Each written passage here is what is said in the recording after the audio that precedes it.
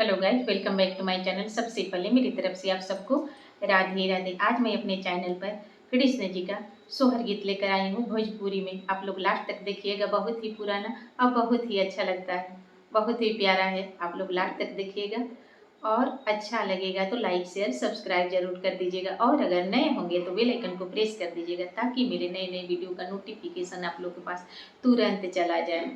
देवकी सुतेली जेला खनमा नगीन एक देखली नगीन एक देखली होए नागिन डांसली तू मारो अंगूरिया त सब दुखवा हर ले तू सब दुखवा हर ले तू ए नागिन डांसली तू हमारू अंगूरिया त सब दुखवा हर ले तू सब दुखवा हर ले तू। किया तोरो सास ससुर दुख किया नहीं हर दूर हो ए देवकी किया तोहरो पिया पर दे ऐसी कमन दुख रोवेलु कमन दुखे रोवेलु।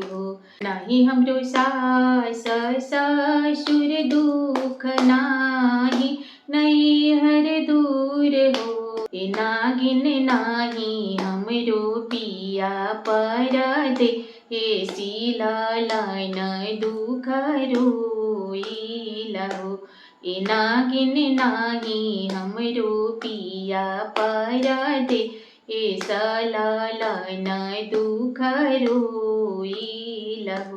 नाही हमरो सास ससुर दुख नाही नहीं हर दूर हो नाही हमरो सास ससुर दुख नाही नहीं हर दुख हो ए नागिन नाही हमरो पिया परदेसी ललन दुख रोइला ललन दुख रोइलहो। सात ललना विधिना दिहले त सातो कंस मारी दिहले सातो कंस मारी दिहले होए नागिन आठवा के आगम बुझा आता बहुत डर लागिला बहुत डर लागिलहु।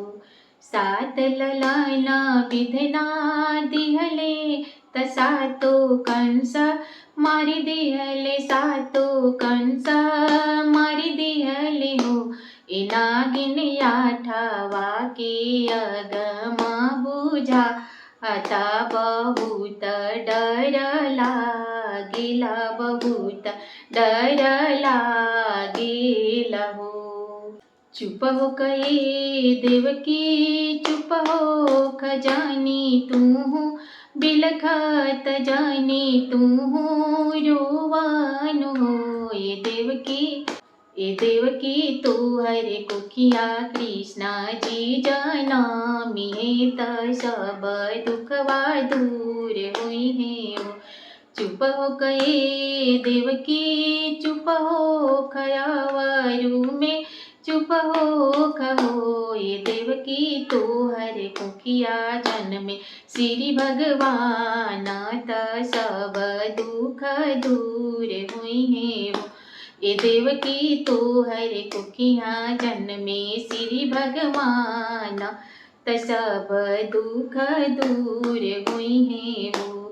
देवकी सुतेली जेला खनवा नगीन एक देखली नगीन एक देखली हो ए नागिन डांसिलन हम रोयंगूरिया त सब दुख दूर हुई है सब दुख दूर हुई है हो।